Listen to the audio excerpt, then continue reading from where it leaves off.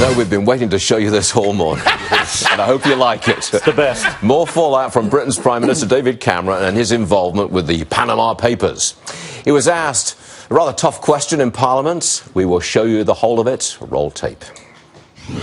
I didn't receive a proper answer then. Maybe Dodgy Dave will answer it now. Order.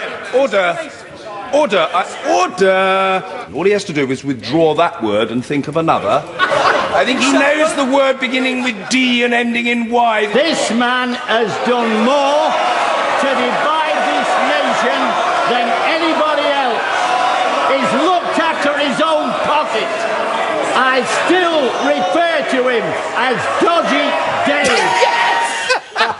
Whereupon the Honourable Member, Mr. Skinner, was thrown out of the chamber. Now, look, as you heard from the laugh next to you, Napolitano is here. Judge, I love watching that is democracy in action. That is free speech. Don't you love it? Wait a minute. What is democracy in action? Questioning the Prime Minister or kicking this guy out because they didn't like the word dodgy? You have to have some decorum in the House of Commons. You know, the rule that you didn't run the part of the clip. Yeah, he actually 43. cites a rule. Yes. And the rule is of relatively modern origin because the sainted Winston Churchill said far harsher things about his adversaries on the floor of the House of Commons, including the famous boneless wonder speech, which did get him in trouble, but did not get him kicked out. I love the interplay in the House of Commons. There is nothing like it in the American system. Would you like to see it here? No. Why not? Because here we have the separation of powers. In Great Britain, your former country, Parliament is supreme. It can determine the outcome of a judicial proceeding. Yep. It can change the executive. It can write the laws. It has no restraints on it. Here we have the separation of powers. The Congress writes the laws. The President enforces the laws. It's the way it's supposed to work.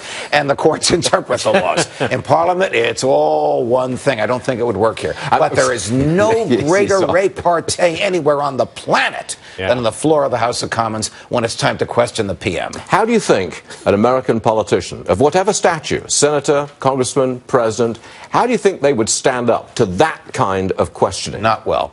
Not well. And even though I probably don't agree with Mr. Skinner on anything, I love him. I love the technique. I love the courage. I love the in-your-face. I love the repeating of the offensive word. He was terrific. What I really liked was the Speaker of the House. I've forgotten his name. John Burkow. John, what? Burkow.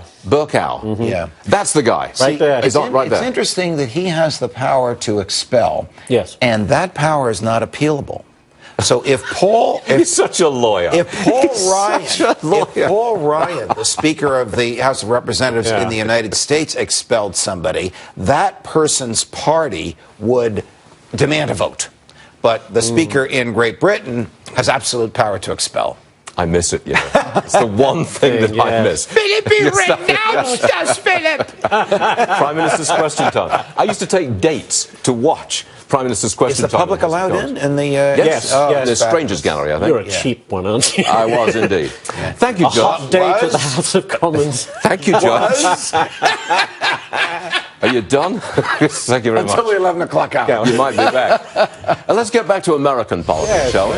After heavy criticism, Hillary Clinton is now blaming New York Mayor Bill de Blasio for that racial joke made during a campaign event over the weekend. All right, what is she now saying, Ash? But this is what she says, quote, when asked about this, because it was cringingly awkward. She says, well, look, it was Mayor de Blasio's skit.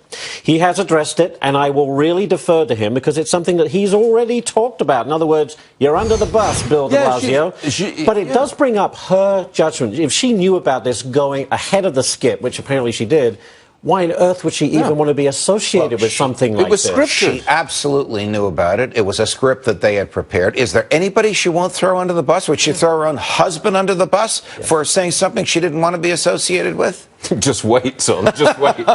Thank you, Judge. We will see you later. More